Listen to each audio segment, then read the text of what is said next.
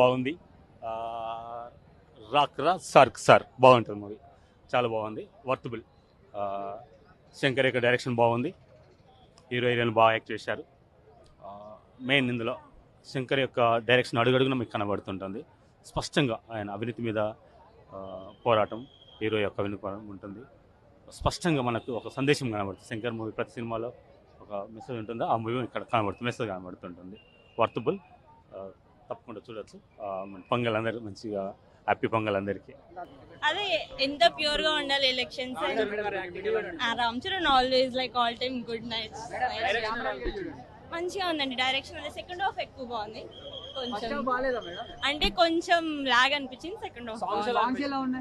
Second half లో బాగున్నాయి songs. Ram Charan acting ఎలా అనిపించింది? Ram Charan out standing like as usual.